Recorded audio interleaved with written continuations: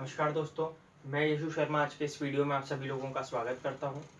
दोस्तों, मध्य प्रदेश सामान्य अध्ययन की वीडियो सीरीज का यह दूसरा टॉपिक है जिसका नाम है मध्य प्रदेश की गठन प्रक्रिया। मध्य प्रदेश की गठन प्रक्रिया में हम लोग देखेंगे कि मध्य प्रदेश को वर्तमान मानचित्र का जो रूप है वो किस तरीके से प्राप्त हुआ, या कह दें हम लोग कि मध्य प्रदेश की जो सीमाएं हैं वो किस प्रकार से निर्धारित की गई। यही देखते हैं हम लोग मध्य प्रदेश की गठन प्रक्रिया में। मध्य प्रदेश की गठन प्रक्रिया वैसे तो हम लोग देखते हैं पुस्तकों में भी दी हुई होती है राज्य पुनर्गठन आयोग से, कि किस प्रकार राज्य पुनर्गठन आयोग ने मध्य प्रदेश नामक राज्य बनाया जाए वो निर्धारित किया है। लेकिन इसको हम लोग कुछ अलग तरीके से पढ़ेंगे, थोड़े गहराई से पढ़ेंगे। सबसे पहले तो हम लोग यही देखेंगे कि राज्य पुनर्गठन आयोग की आवश्यकता हमें क्यों पड़ी। ये हमें पता है कि राज्यों के निर्माण के लिए राज्य पुनर्गठन आयोग की आवश्यकता पड़ी, लेकिन उससे भी पहले की हम लोग कुछ स्थिति को जानेंगे। मध्य प्रदेश के गठन के लिए मैंने प्रदेश की गठन प्रक्रिया को 4 भागों में बांटा है। ये 4 भाग कुछ इस प्रकार से हैं, 4 बिंदु लिए हैं। इसमें हम लोग समझेंगे सबसे पहले शुरुआती स्थिति, आजादी से पूर्व की स्थिति, मतलब जब हमारा देश आजाद नहीं हुआ था उससे पहले मध्य प्रदेश की क्या स्थिति थी। उसके बाद में हम लोग देखेंगे स्वतंत्रता प्राप्ति से 1956 तक की स्थिति। हमें पता है कि हमारा जो देश आजाद हुआ है वो हुआ है 15 अगस्त 1947 को। तो स्वतंत्रता प्राप्ति मतलब 15 अगस्त 1947 से बाद से 1956 तक की स्थिति। 1956 में 1 नवंबर 1956 को हमारे मध्य प्रदेश का गठन हो गया था। तब तक की स्थिति एक बार फिर से पॉइंट को बता दे रहा हूं, जब से देश आजाद हुआ था उसके बाद जब मध्य प्रदेश का गठन हो गया था तब तक की स्थिति। अब तब गठन कैसे हुआ था, तो छत्तीसगढ़ और मध्य प्रदेश मिलाकर एक राज्य बनाया हुआ था। वर्तमान का छत्तीसगढ़ और वर्तमान का मध्य प्रदेश दोनों को मिलाकर एक राज्य बनाया गया था और उसको नाम दिया था मध्य प्रदेश। तो तब की स्थिति को हम लोगों को पढ़ना है। फिर मध्य प्रदेश के गठन से 2000 तक की स्थिति। 2000 तक की स्थिति मतलब हम जानते हैं 31 अक्टूबर 2000 को छत्तीसगढ़ अलग कर दिया था।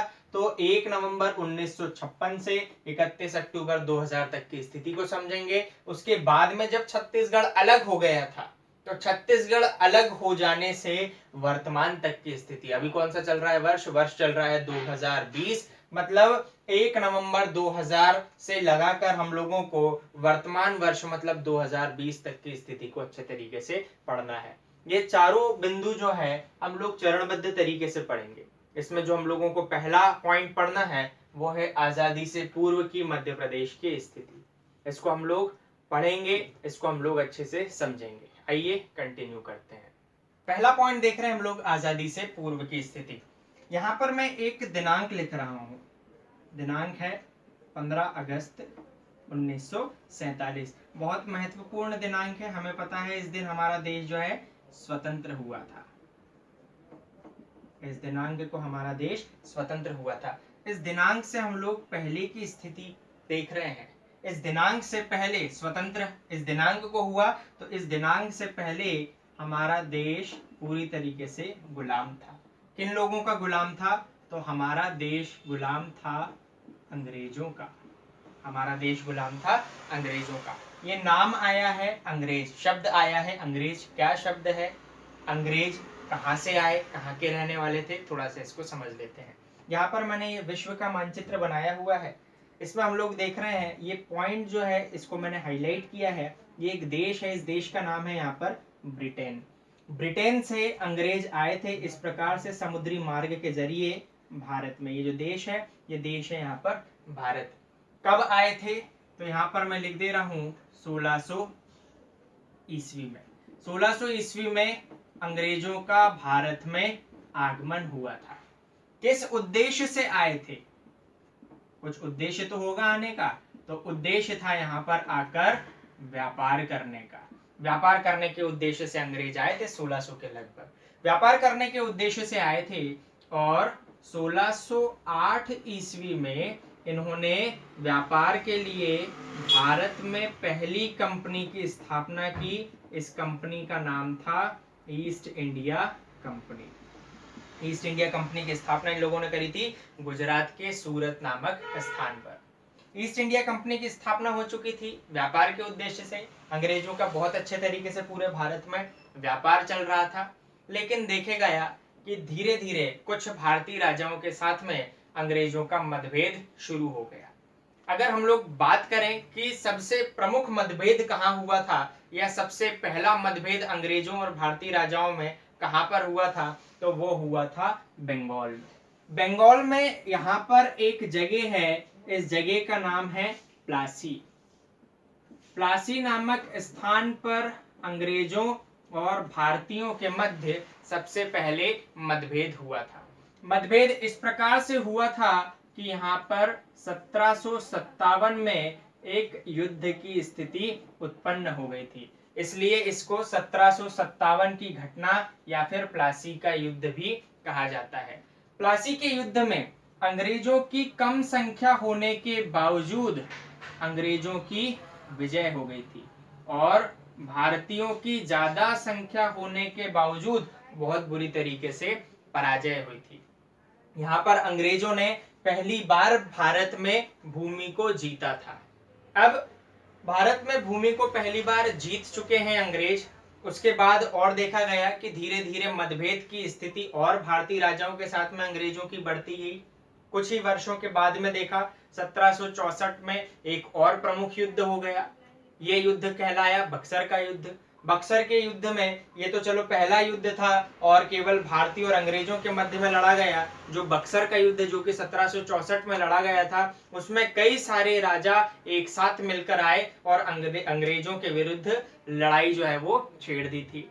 हुआ ये कि कम संख्या होने के बावजूद 1764 के बक्सर के युद्ध में अंग्रेजों की बहुत बड़ी विजय हुई और इतने सारे भारतीय राजा जिन लोगों ने मिलकर अंग्रेजों से विद्रोह किया था, सभी लोग हार गए।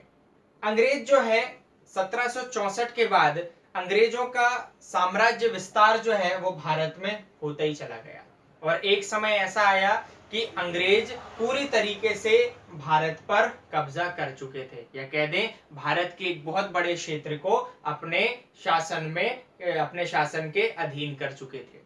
ये बताया मैंने आप लोगों को 1757 और 1764 की घटना के बाद की कुछ स्थिति, ठीक है, कि किस प्रकार से अंग्रेजों ने हमारे यहाँ पर शासन करना शुरू करा। मैंने आपको बताया कि पूरे देश को अंग्रेज जीत चुके थे और अंग्रेजों ने पूरे देश में अच्छी शासन प्रणाली को स्थापित करने के लिए पूरी देश की जो व्यवस्था है, शासन की जो व्यवस्था है, उसको बदल कर रख दिया था।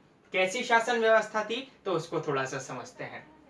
अंग्रेजों ने पूरे देश में शासन की व्यवस्था को कुछ प्रांतों और रियासतों के रूप में विभक्त कर दिया था। कुछ प्रांतों और रियासतों के रूप में विभक्त कर दिया गया था। कितने प्रांत थे, कभी कभी पूछ लिया जाता है कि कितने प्रांत थे, तो प्रांतों की संख्या थी 11। कितनी देशी रियासतें थी, तो देशी रियासतों की संख्या हो रही थी यहाँ पर 565। प्रांतों और देशी रियासतों में थोड़ा सा अंतर समझते हैं। यहाँ पर सबसे पहले तो देख लीजिए, ये जो मैंने मैप बनाया है ये अखंड भारत का है। अखंड भारत का मैप है, मतलब इसमें पाकिस्तान वाले क्षेत्र को भी मैंने लिया है। भारत का नक्शा तो हम लोगों को दिखाई दे ही रहा है और यहाँ पर जो है बांग्लादेश, वर्तमान बांग्लादेश के क्षेत्र को भी हम लोगों ने शामिल किया, इसे ही अखंड भारत कहते हैं। तो अखंड भारत वाला हम लोगों ने यहाँ पर मानचित्र को लिया हुआ है। अब पूरे भारत में अच्छी शासन प्रणाली के लिए मैंने आपको बताया अंग्रेजों ने पूरी व्यवस्था को प्रांतों और रियासतों में विभक्त कर दिया था। प्रांतों की संख्या हो रही है 11। बड़े बड़े जो क्षेत्र थे उनको प्रांत कहा गया। कौन कौन से 11 प्रांत है, तो सबसे पहले तो NWFP हुआ, दूसरा बलूचिस्तान हुआ, तीसरा पंजाब हुआ, चौथा सिंध हुआ, पांचवा बॉम्बे हुआ, छठा मद्रास हुआ, सातवां सेंट्रल प्रोविंसेस हुआ, आठवां यूनाइटेड प्रोविंसेस हुआ, नवा बिहार एंड उड़ीसा हुआ, जबकि 10वां बंगाल हुआ और 11वां असम हुआ। ये तो बड़े बड़े थे प्रांत, और छोटी छोटी, बहुत छोटी छोटी देशी रियासतें थी जिनकी संख्या थी 565।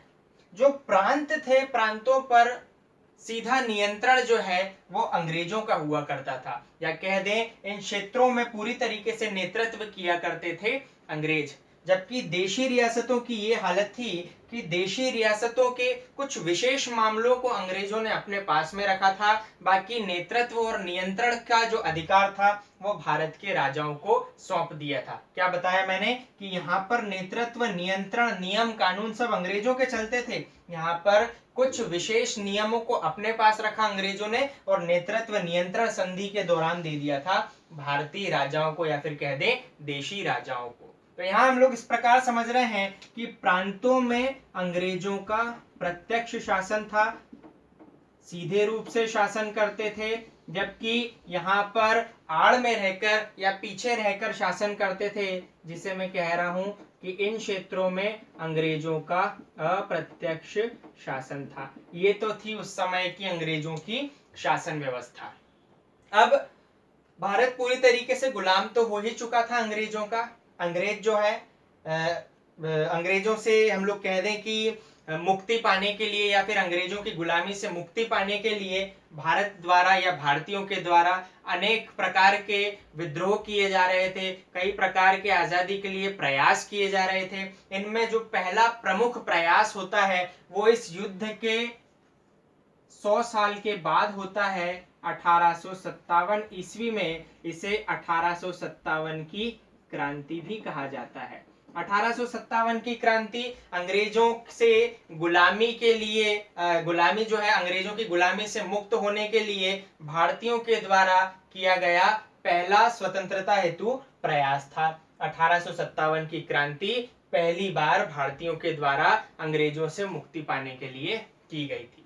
लेकिन अंग्रेज जो है, अंग्रेजों की नीतियां कुछ इस प्रकार से थीं कि उस नीतियों ने 1857 की क्रांति को भारत में पूरी तरीके से असफल कर दिया, या फिर कह दें विफल कर दिया।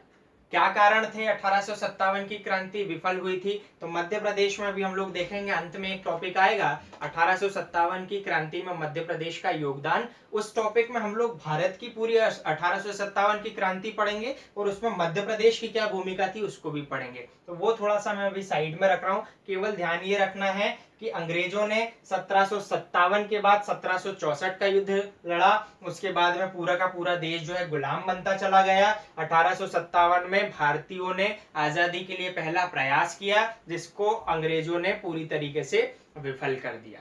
अब जिस प्रकार से यहाँ पर शासन कर रहे थे अंग्रेज, ऐसा नहीं है कि केवल भारत में ही कर रहे थे। भारत जैसे विश्व के कई सारे देशों में अंग्रेजों का अधिकार था। भारत जैसे विश्व के कई सारे क्षेत्रों को अंग्रेज अपने अधीन कर चुके थे, या कह दें कि बहुत बड़े विश्व के बहुत बड़े क्षेत्र को अंग्रेज जीत चुके थे। अंग्रेजों के खिलाफ कई सारे विद्रोह किए जाते, लेकिन अंग्रेजों की नीतियां या पॉलिसी इतनी बढ़िया थी कि अंग्रेज सारे विद्रोह जो उनके खिलाफ किए जाते उन्हें विफल बना देते। एक घटना हुई है जिसने अंग्रेजों की कमर तोड़कर रख दी। उस घटना को थोड़ा सा समझते हैं। वो घटना थी द्वितीय विश्व युद्ध की। ये घटना है द्वितीय विश्व युद्ध की। देखिए, हम लोग समय के साथ साथ आगे भी बढ़ते चले जा रहे हैं। 1600 से शुरुआत करी थी, 1608 में कंपनी हुई है, 1757 में प्लासी का युद्ध, फिर 1764 में बक्सर का युद्ध, 1857 की क्रांति कर दी है। अब आ गए हम लोग आगे बढ़कर एकदम से द्वितीय विश्व युद्ध में। यहाँ पर हम लोग थोड़ा थोड़ा पोर्शन ले रहे हैं, सभी चीजों को डीप में नहीं पढ़ रहे हैं, तो द्वितीय विश्व युद्ध को हम लोग समझेंगे। अब द्वितीय विश्व युद्ध में हुआ ये कि इस विश्व युद्ध में कई सारे देशों ने पार्टिसिपेट किया, कई सारे देशों ने एक दूसरे को हराया, कई सारे देश जो है वापस से गुलाम बने।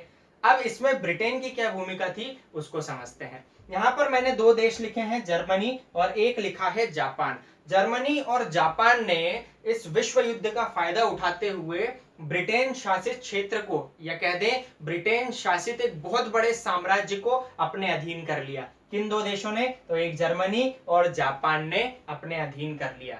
स्थिति ये हो गई ब्रिटेन की, या कह दें अंग्रेजों की स्थिति ये हो गई कि जो इनका मूल गढ़ था ब्रिटेन जो था, इस ब्रिटेन से भी अंग्रेजों की हार होनी सुनिश्चित हो चुकी थी। अंग्रेज अब बहुत ज्यादा घबरा गए थे कि भाई ऐसा ना हो कहीं कि हमारा मूल अस्तित्व ही खतरे में पड़ जाए। इस हेतु अंग्रेजों ने ये करा, ब्रिटेन को बचाने के लिए अंग्रेजों ने भारतीयों की राय लिए बगैर ही भारतीयों की सेना को उतार दिया द्वितीय विश्व युद्ध में।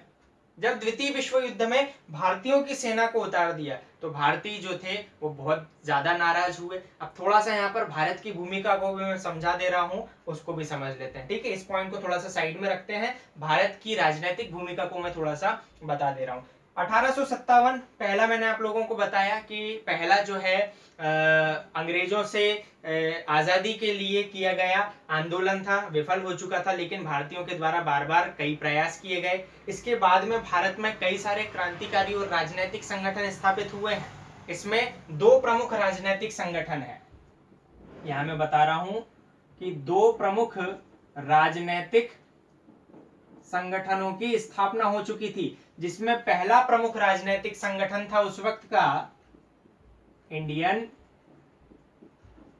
नेशनल कांग्रेस, जबकि दूसरा प्रमुख राजनीतिक संगठन था मुस्लिम लीग। पहला राजनीतिक संगठन हुआ इंडियन नेशनल कांग्रेस, जबकि दूसरा हुआ मुस्लिम लीग। ये दोनों ही जो संगठन हैं ये भारतीय संगठन थे, लेकिन भारतीय होने के बावजूद ये दोनों संगठन एक दूसरे के कट्टर विरोधी थे। क्यों कट्टर विरोधी थे, थोड़ा सा वो भी समझ लीजिए। कट्टर विरोधी होने का कारण ये था कि इन दोनों के जो मत थे या इन दोनों की जो नीतियां थी वो एक दूसरे के विरोध में थी या एक दूसरे की विपरीत थी। कैसे, उसको समझिए। इंडियन नेशनल कांग्रेस जो है आईएनसी का केवल मूल उद्देश्य ये था कि भारत को अंग्रेजों से मुक्त कराना है, जबकि मुस्लिम लीग का ये मत था कि मुस्लिम लोगों को एकत्रित करके मुस्लिमों का एक अलग देश बनाना है। देखिए दोनों में कितने अंतर हो रहे हैं। आईएनसी का कहना है कि पूरे देश से अंग्रेजों से मुक्त कराना है, पूरे देश को अंग्रेजों से मुक्त कराना है, जबकि मुस्लिम लीग का क्या कहना है कि मुस्लिमों को एकत्रित कर एक अलग देश की स्थापना करनी है। दोनों के मत यहाँ पर अलग अलग हो रहे हैं। अब इसको समझिए आप। मैंने बताया द्वितीय विश्व युद्ध में ब्रिटेन की पूरी तरीके से कमर टूट चुकी थी, उनका मूल अस्तित्व खतरे में पड़ चुका था। खतरे में इसलिए पड़ चुका था, द्वितीय विश्व युद्ध का समय है, ब्रिटेन की बहुत बुरी तरीके से हालत खराब करी है इन दोनों देशों ने। ब्रिटेन की वित्तीय स्थिति बोल दें, ब्रिटेन की राजनीतिक स्थिति बोल दें, ब्रिटेन की आर्थिक स्थिति बोल दें, या फिर ब्रिटेन की सैन्य शक्ति बोल दें, सारी बुरी तरीके से बिगाड़ डाली थी इन लोगों के, इन दोनों ने। ब्रिटेन की ये स्थिति हो गई थी कि लड़ने के लिए सैनिक भी नहीं बचे थे, तो ब्रिटेन ने भारतीयों को इस युद्ध में उतारने का सोचा। और सोचा कैसे कि बिना भारतीय, ये जो हमारे संगठन थे, बड़े बड़े संगठन, इनकी भी राय नहीं ली और अपना फैसला दे दिया कि अब हमारी ओर से युद्ध में उतरेंगे भारतीय सैनिक। भारतीय सैनिकों ने बहुत ज्यादा विद्रोह किया। आईएनसी, मुस्लिम लीग जैसे बड़े बड़े संगठनों ने भी इसका बहुत ज्यादा विद्रोह किया। अंत में निष्कर्ष ये निकला, बहुत ज्यादा राजनीतिक उठापटक हुई। आईएनसी ने कहा है अंग्रेजों से, हम लोग आपकी तभी मदद करेंगे या फिर भारतीय सैनिक आपका तभी साथ देंगे जब आप लोग भारत को स्वतंत्र करने का हमसे वादा करेंगे। ये वादा करेंगे तभी हम लोग आपकी मदद कर पाएंगे। मैंने आप लोगों को बताया कि ब्रिटेन की वित्तीय स्थिति भी बुरी तरीके से बिगड़ चुकी थी। ब्रिटेन ये मान रहा था कि भारत जैसे इतने बड़े क्षेत्र को अब हम लोग संचालित नहीं कर पाएंगे, इसलिए बेहतर होगा कि भारतीयों को शासन जो है उन्हीं के हाथ में सौंप दिया जाए और ब्रिटेन के लिए या ब्रिटेन को बचाने के लिए भारतीय सैनिकों की मदद ली जाए।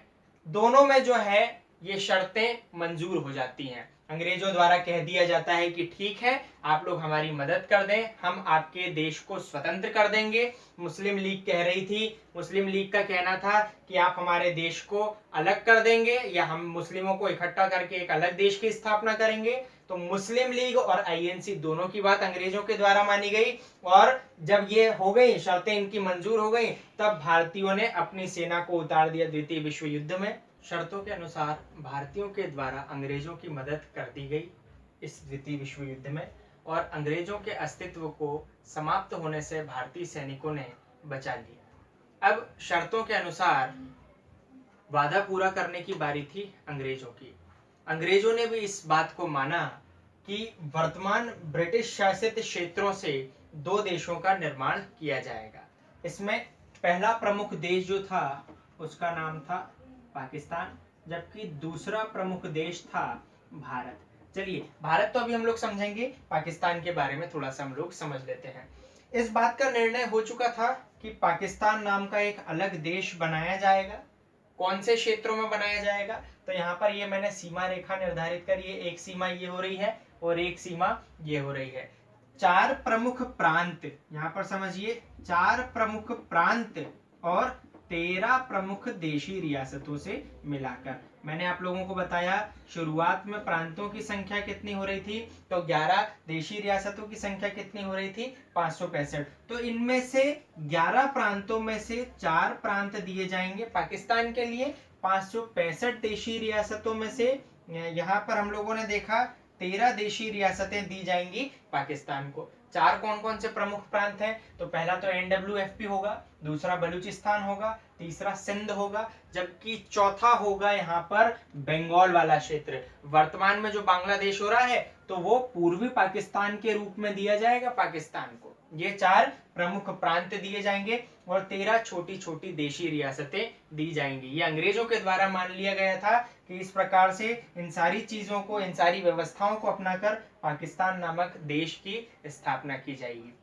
दूसरा प्रमुख देश हुआ है हमारा भारत। भारत के पास में अब कितने बच रहे हैं? तो भारत के पास में शेष बच रहे हैं 7 प्रांत। ठीक, 7 प्रांत बच रहे हैं और 552 बच रही हैं देशी रियासतें। 7 प्रांत बच रहे हैं जबकि 552 बच रही हैं देशी रियासतें। अंग्रेजों ने कहा कि ये 7 प्रांत जो हैं हम लोग पूरी तरीके से भारत को सौंप देंगे, लेकिन जो 552 देशी रियासतें हैं, इन 552 देशी रियासतों के राजा बाद में विद्रोह ना करें कि हमें दूसरे देश में जाना था या हमें भारत में नहीं मिलना था। इसके लिए आप लोग जो है एक इस प्रकार का पत्र लीजिए और पत्र पे इनसे पहले ही हस्ताक्षर करवा लीजिए कि आप भारत में मिलना चाह रहे हैं, पाकिस्तान में मिलना चाह रहे हैं, या फिर अपने आप को स्वतंत्र राज्य का दर्जा देना चाह रहे हैं। ये बात अंग्रेजों के द्वारा की गई भारत के बड़े राजनीतिक नेताओं से।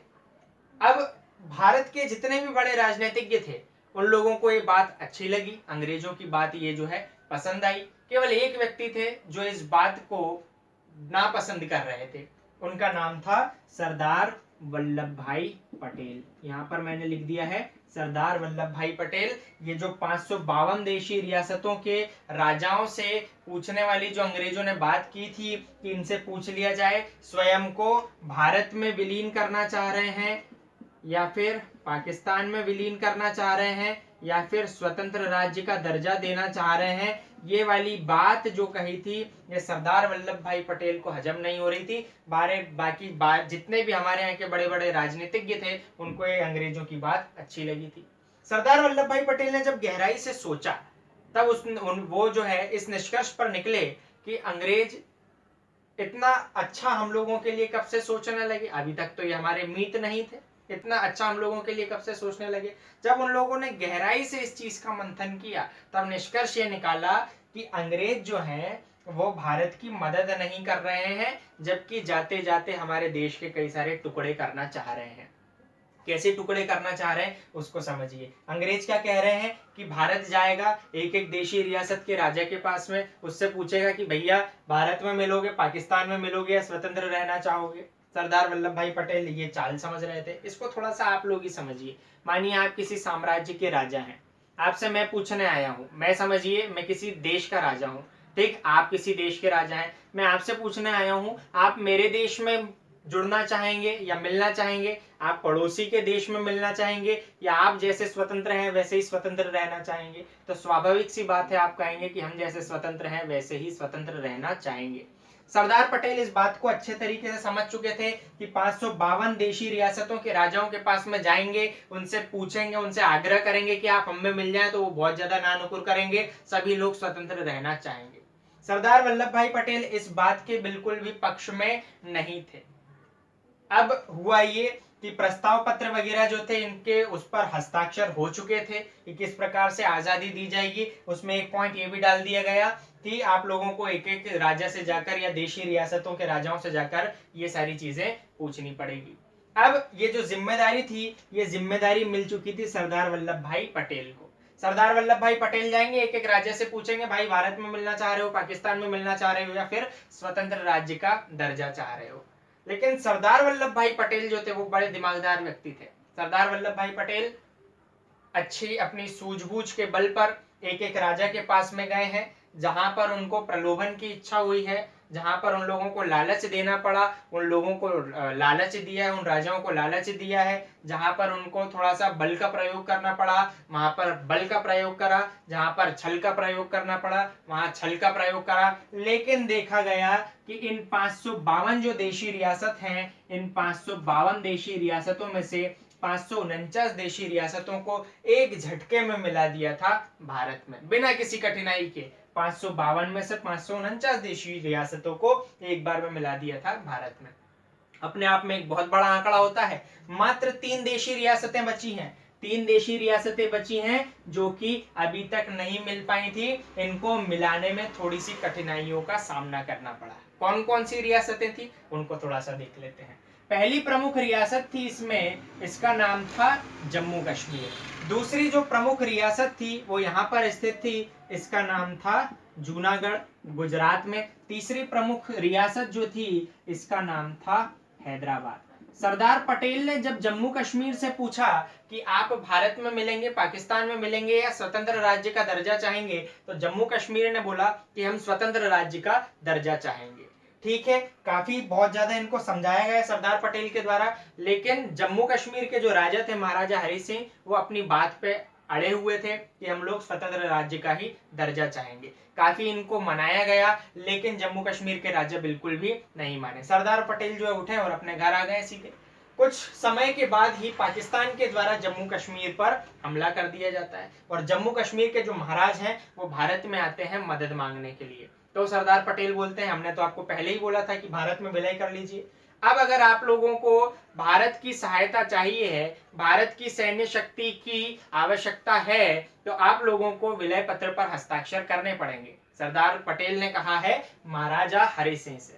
हरि सिंह बोलते हैं किस प्रकार का विलय पत्र, तो पटेल कहते हैं कि 4 मामले आपको पूरी तरीके से देने पड़ेंगे भारत को। कौन कौन से 4 मामले? संचार, सुरक्षा, चुनाव और विदेशी मामले। ये 4 मामले अगर आप हमें दे देते हैं तो भारतीय सेना आपकी मदद कर देगी, नहीं तो जाओ अब।